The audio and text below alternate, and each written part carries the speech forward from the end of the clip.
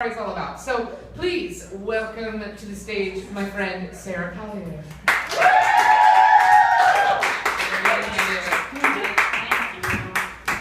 Hello everyone, I am Sarah Collier, and I've been doing a lot of reflecting lately on my life, and so I've taken a Facebook experiment of sorts.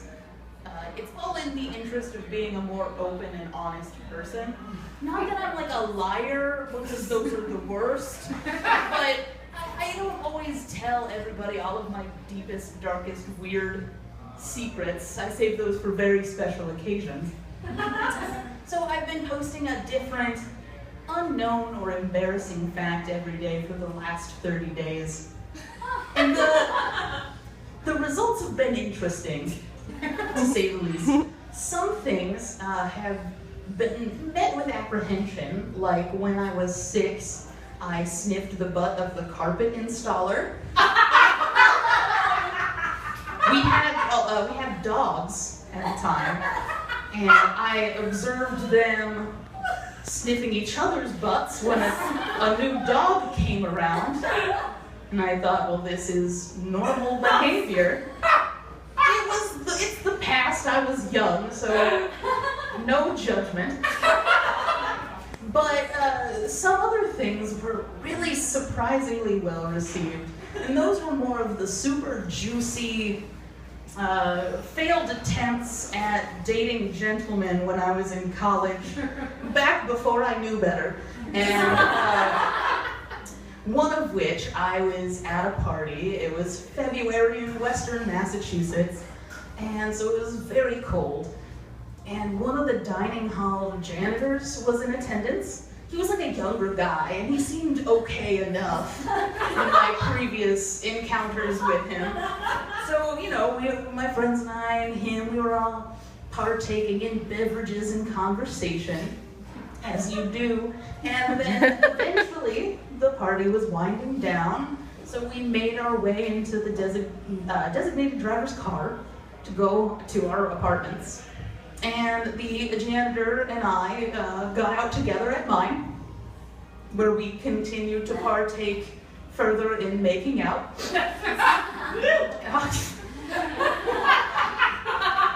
Don't get too excited. That continued for a bit until about 6 a.m. But then I started to get really paranoid because I thought he had stolen my school ID card because it wasn't in my pocket anymore. So I kicked him out. Just my instinct said, go home. He didn't like that because, as I mentioned, it was February in Massachusetts, and there was snow everywhere, and he had left his coat at the party. I know, oh man, stop it. I feel like a bad person. He had to walk like 20 minutes home. But the real kicker is, like, my ID was just under some blankets. So I didn't go back to that dining hall for a really long time. Another really popular post was about this other encounter. It was a bit more scandalous, I suppose. I was in the midst of one of those I don't really care phases. You know, I was 21 and I was trying online dating, and I found a gentleman that I thought I would go out with, just give it a try. It's probably important to note he was 18 years my senior, which happens, I guess. We went to dinner, and then we ended up making out on the steps of a funeral home. Because the ambiance was nice. I don't know.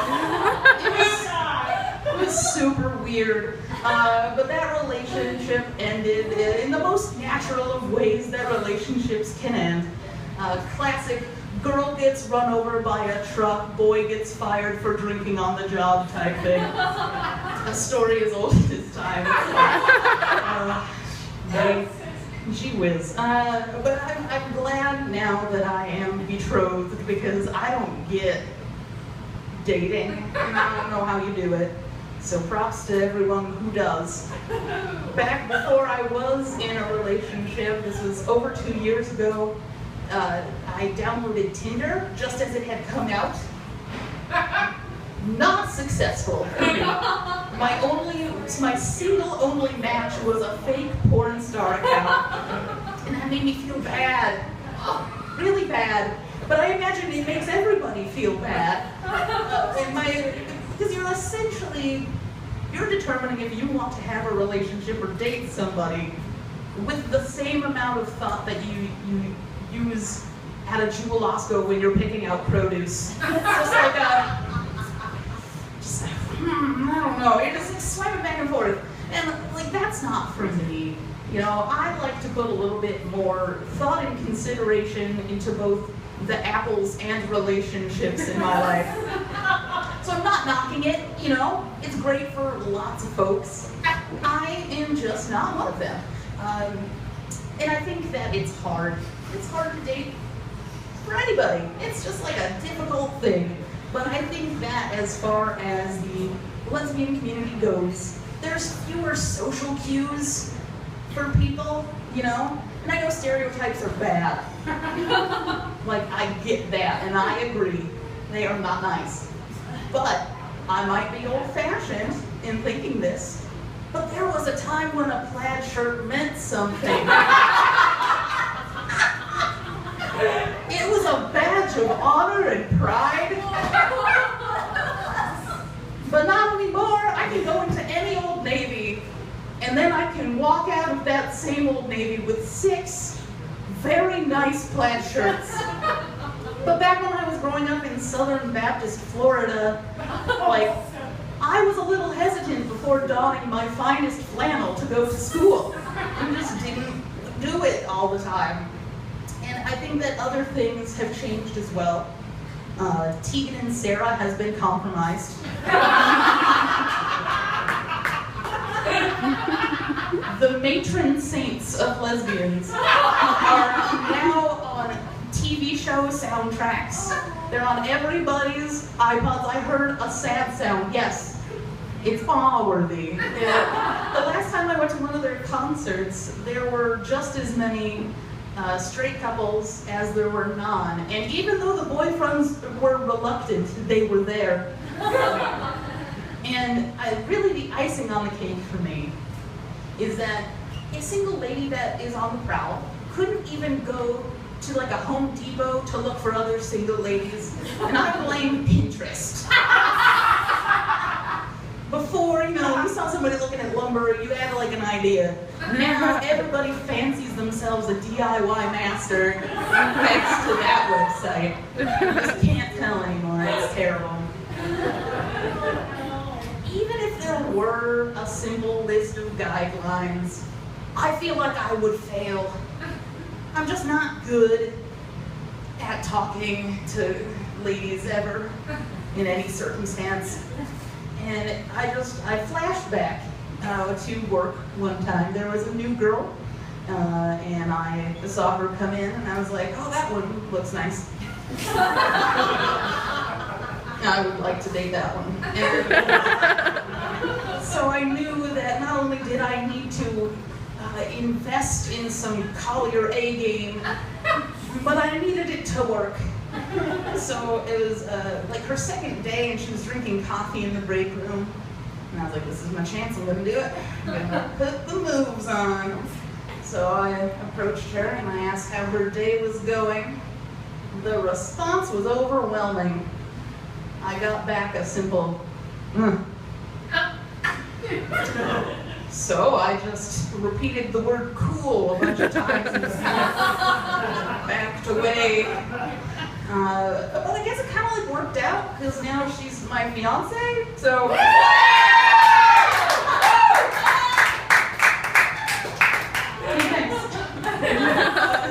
it wasn't a promising start at all. Before that, really one of the low points for me was I was new to Chicago here, and my internet had died, which in itself was tragic, because I was new and had no internet. So Comcast sent out a technician Oh. Oh, yeah. Terrible. Never a pleasant time. Why can't you just send a refresh ping, guys? Anyway. You guys understand? Yeah, I went downstairs to let them in, and wouldn't you know, I opened the door, and it was a lady technician. And I was like, oh, snap. I got this. So I tried to keep it cool. You know, we get in the elevator, and she looks up from her clipboard and is like, so, you're completely out? I was like, oh man, this is my chance. Now is the time. But I had to think of a very, calculated response. I had to know what I was doing, because we were about to go to my apartment. So I was like, well, I mean, I am, but I'm new, so not everybody knows, but it's not like I'm keeping it a secret. And sexuality is so fluid anyway, so who is anything at all, you know? But I determined that I was just going to settle on a very firm, assertive yes. And that was met with, so your TV isn't working as well? And I felt like a doofus. But at least I know that I'm not the only doofus in this world. And that's comforting. We all have doofus tendencies. When I was back in college, I was riding the bus one day, and the bus in Western Massachusetts is much different than the buses here. If you miss your stop in Chicago, you just get off at the next one, you walk a block, and life is cool.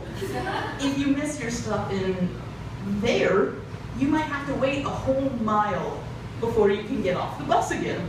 So it's not cool. And that happened to one such young lady on the bus one day. She forgot to pull the cord and just assumed the bus would stop at a certain set of apartments. And it did not. It just kept zooming by. And she got super incredulous. For the sake of this, I'm assuming her name was like Alexis. So we'll go with that.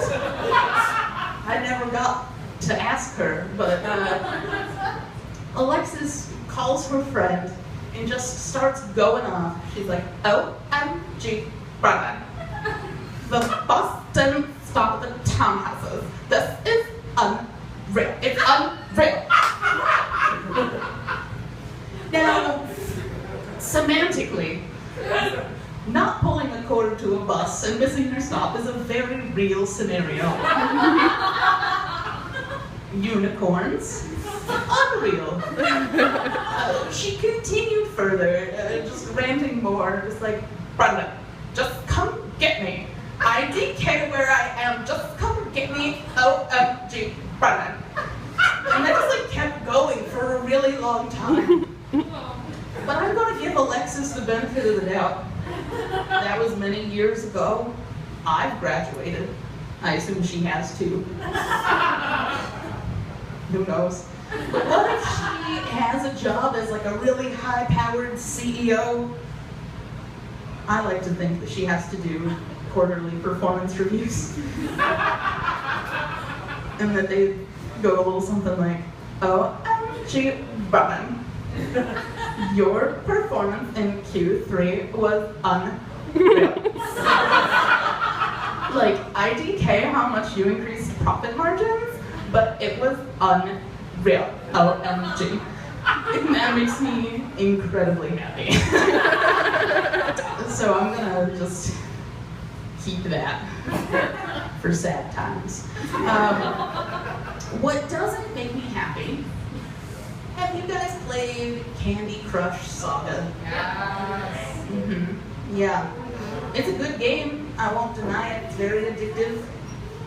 It's, for those who might not be familiar somehow, it's like a little puzzle game, different colored candy things, and you have to complete a bunch of different levels with different candy-themed challenges.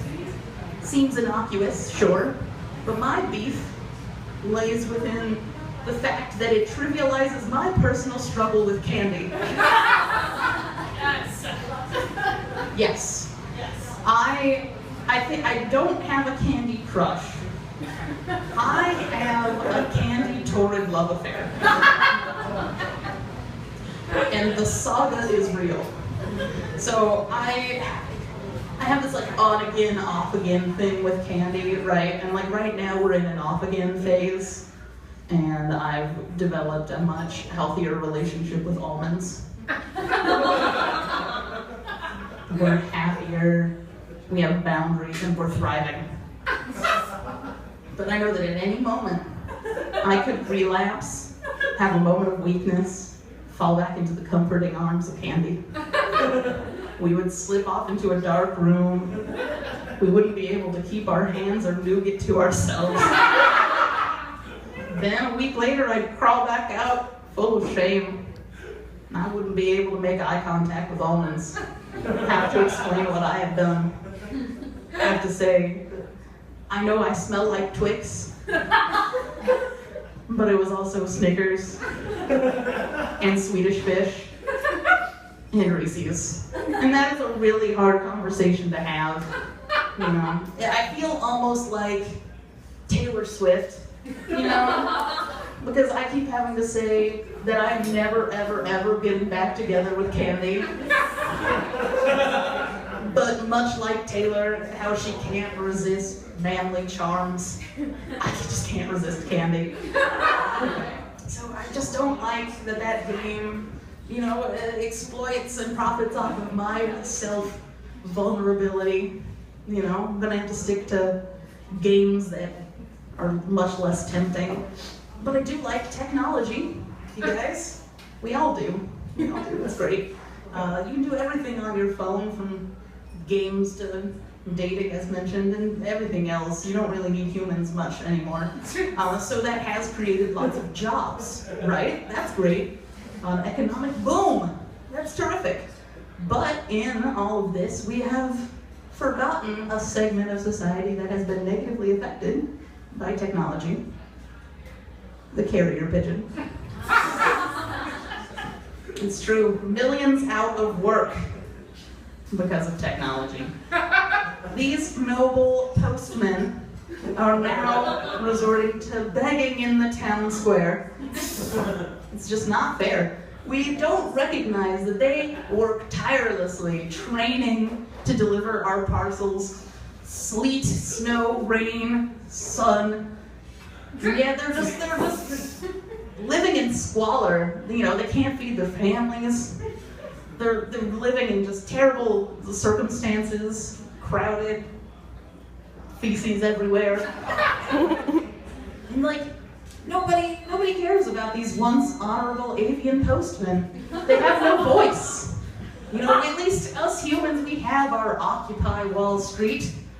Where's the Occupy fountains or Occupy train station platforms?